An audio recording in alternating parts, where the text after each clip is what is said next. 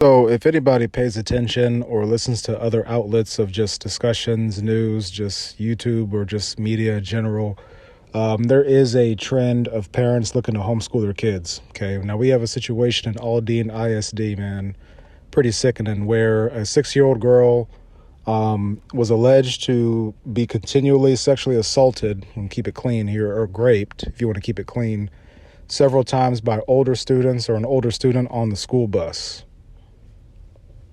I'm just going to let that sit for a second.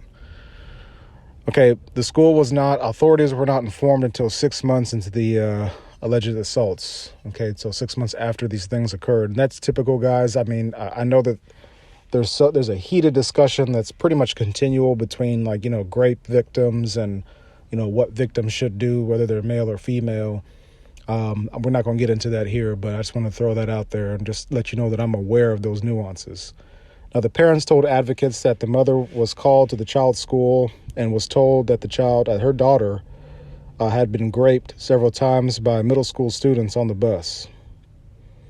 The assaults were caught on camera and date back to September of 2022. Now, in a statement, Aldine ISD said that it had been made aware of these assaults recently and had contacted CPS, that's Child Protective Services, and Aldine ISD Police Department to investigate. Okay.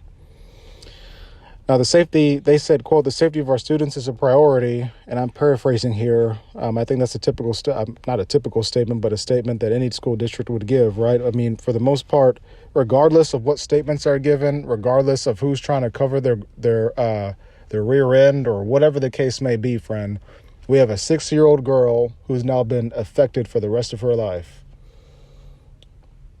Keep that family and keep that mother in y'all's prayers, man.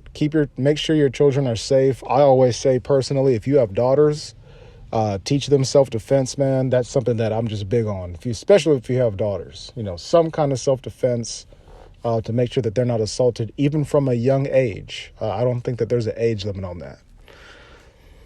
There's no image, there's no name given, of course. This is a minor, man, but this is a pretty sickening story, guys. Prayers to that family, man. It's the Bayou City Report. Y'all stay safe out there. I'm out.